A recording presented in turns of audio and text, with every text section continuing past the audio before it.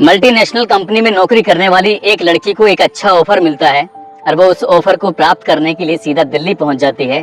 दिल्ली में जब वो अपना इंटरव्यू देने के लिए लाइन में लगी हुई थी, तभी उसके पास एक चपरासी आता है और आकर कहता है कि मैडम, आप चाय लेंगी या कॉफी लेंगी।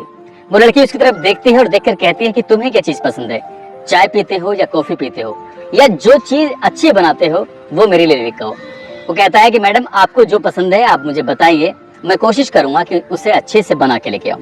वो कहती है कि चाय लेके आना, लेकिन थोड़ी कड़क लेके आना, मुझे डर लग रहा है, पता नहीं इंटरव्यू में क्या क्या तरह के सवाल पूछे जाएंगे। वो चपरासी जाता है, कुछ देर के बाद जब चाय लेकर आता है, मैडम को देता है। मैडम चाय पी रही थी और अपनी बारी का इंतजार कर रही थी। जैसे ही उसकी बारी का नंबर आने वाला था, चाय खत्म होती है और वो बैठे बैठे उसी चेयर पे सो जाती है, उसको पता ही नहीं चलता। कई घंटे बीत जाते हैं, लगभग 12 से 15 घंटे बाद उस लड़की को होश आता है। और जब होश आता है तो वो एक बिस्तर पर पड़ी हुई थी, उसके तन पर एक भी कपड़ा नहीं था।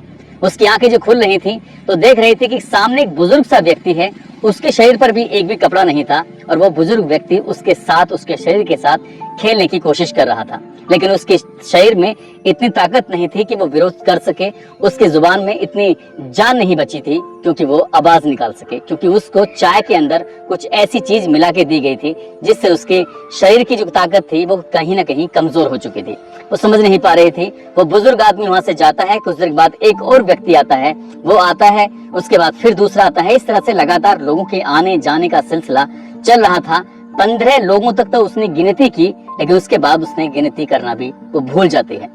जब उसे पूरी तरह से होश आता है तब वो पानी मांगती है, पानी नहीं मिलता।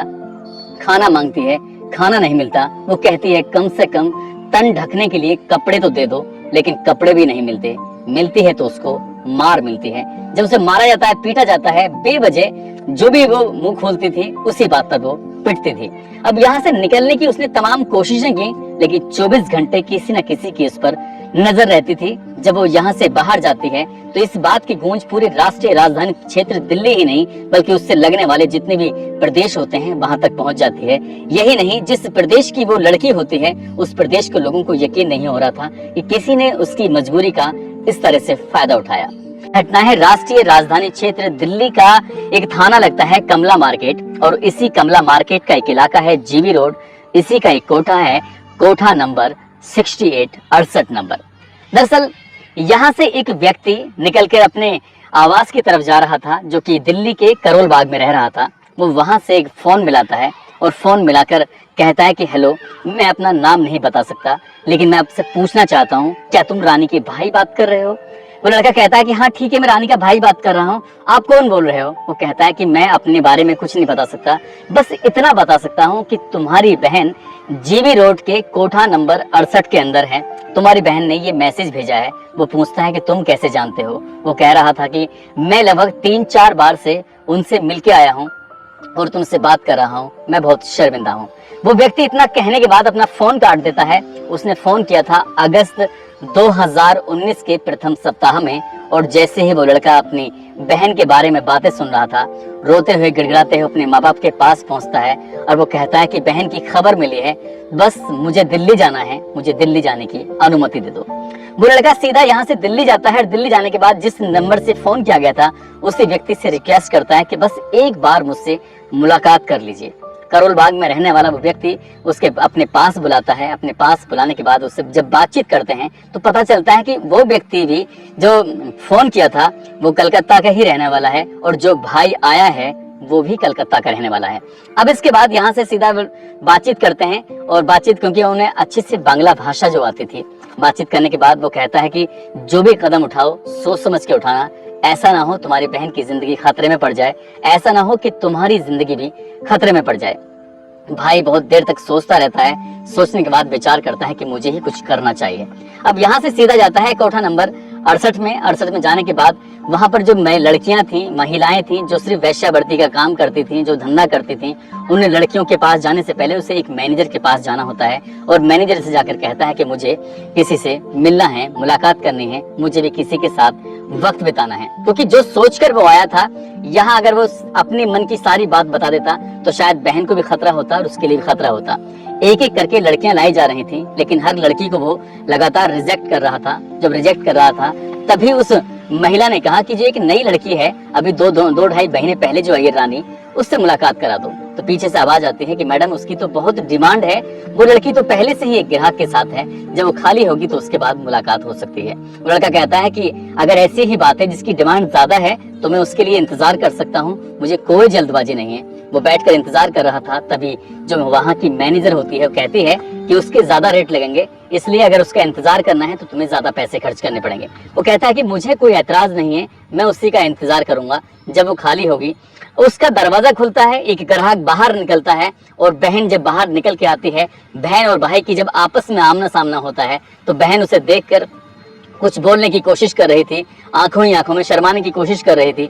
समझ नहीं आ रहा था कि बहन करे तो क्या करे, भाई करे तो क्या करे। भाई ने तुरंत उसे देखते कहा कि मुझे यही लड़की चाहिए।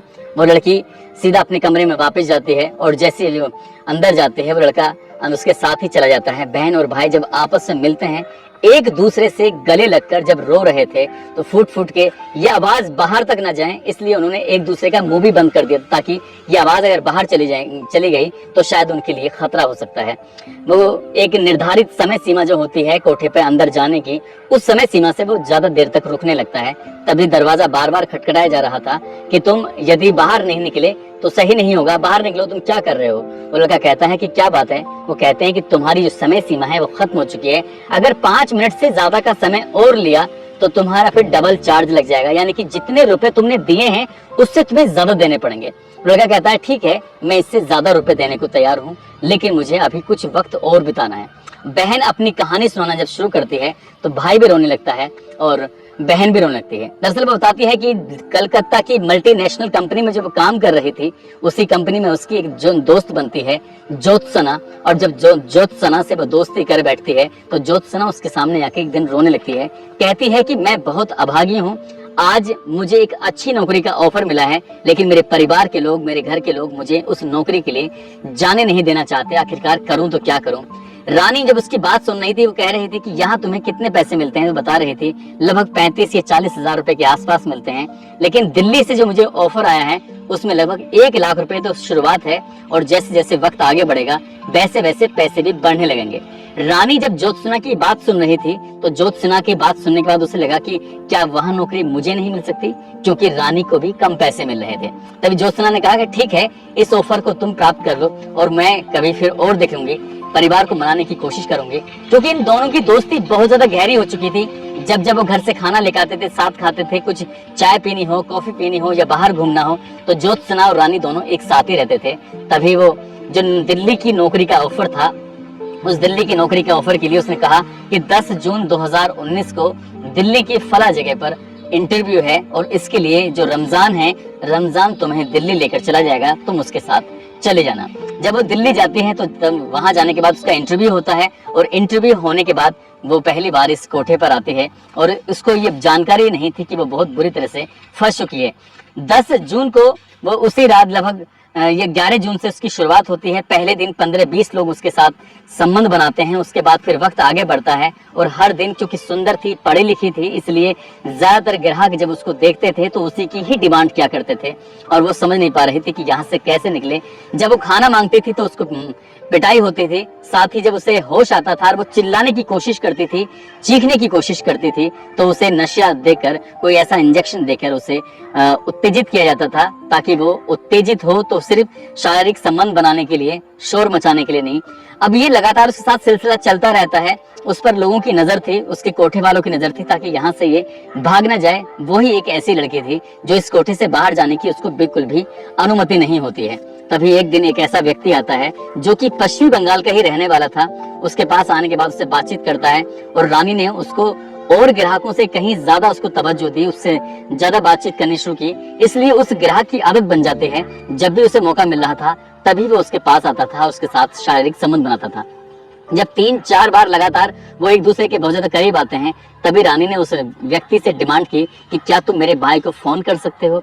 और जैसे भी ये फोन की बात कहता है कि वो कहती है कि मेरे भाई को फोन कर दोगे तो शायद मेरे निकलने का यहाँ से चांस बन जाएगा। तभी वो लड़का कहता है कि अगर मैंने ऐसा कुछ किया तो ये लोग मुझे पूरे मार डालेंगे, मुझे नुकसान पहुंचा देंगे, इसलिए मैं ये काम नहीं कर सकता।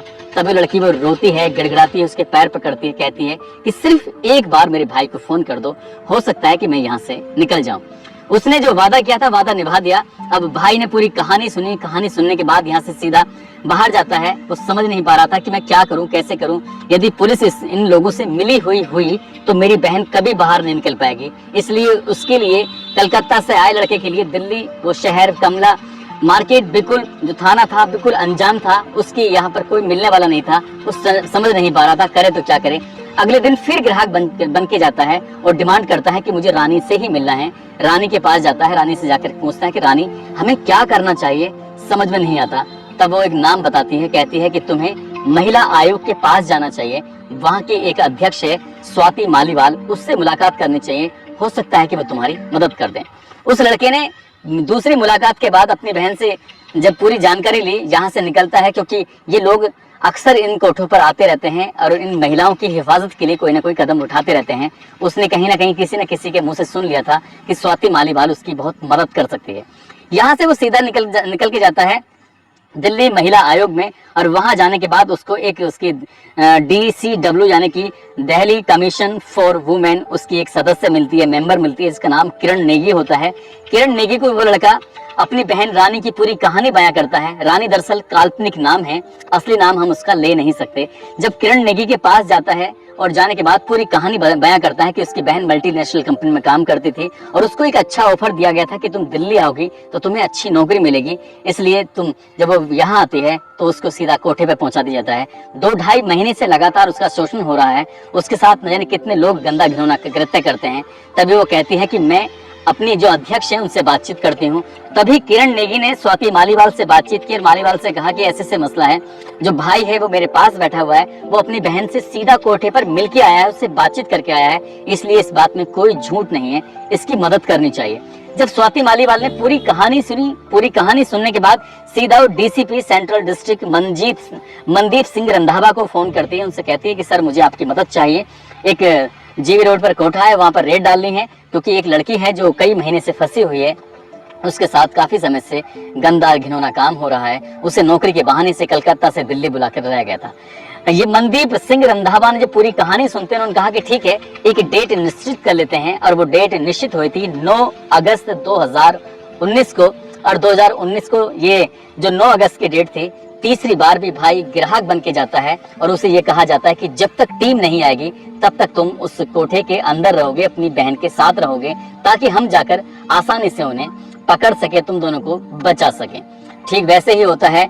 किरण नेगी, स्वाति मालीवाल, मनदीप सिंह रंधावा सहित कई ऑफिसर की टीम यहाँ पर जाती है, जो रेड डाली जाती है। रेड डालने के बाद उसी कोठे में जब जाते हैं, उस दरवाजा खटखटाने की कोशिश कर रहे थे, दरवाजा खुलता है तो दोनों बहन और भाई उस कोठे के अंदर मिल जाते हैं। और ये जब कहानी अखबारों के माध्यम से, सोशल मीडिया के माध्यम से लोगों को पता चलती है, तो इसमें स्वाति मालीवाल ही नहीं बल्कि DCP मनदीप सिंह रंधावा और उसकी महिला आयोग की सदस्य किरण नेगी की जमकर तारीफ की गई थी। वो व्यक्ति, लड़का जो था कलकत्ता का, वो अपनी बहन रानी को लेकर अपने घर चला जाता है, और फिर पुलिस वालों की ही नहीं, महिला आयोग दिल्ली की भी जमकर तारीफ की गई थी। और ये मीडिया ने उस चीज को बड़ी प्रमुखता से लिखा था कि एक भाई ने अपनी बहन को जीवी रोड से किस खूबसूरती से निकाला कि उसको भी नुकसान नहीं हुआ और दूसरे लोगों को भी नुकसान नहीं हुआ। साथ ही जब इस कमला मार्केट थाने में FIR दर्ज की जाती है तो धारा नंबर 370, 376, 109, 34 के तहत ये FIR दर्ज की जाती है, और जो इस कोठे की मैनेजर होती है उसको भी गिरफ्तार कर लिया जाता है।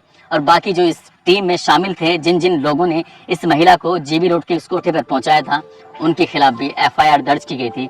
ये FIR वहां भी दर्ज की गई थी क्योंकि ये लड़की अपने घर से ये कह के निकली थी कि मुझे दिल्ली में एक अच्छी नौकरी मिली है। 8 जून 2019 को वो निकली थी, और 10 जून 2019 को जब उसका मोबाइल फोन बंद हो चुका था तो घर वालों ने उसकी कलकत्ता के अंदर ही गुमशुदगी दर्ज करा दी थी। दोस्तों, इस पूरे घटनाक्रम को सुनाने का उद्देश्य किसी को परेशान करना नहीं है, किसी का दिल दुखाना नहीं है, बल्कि आपको जागरूक करना है, आपको सचेत करना है।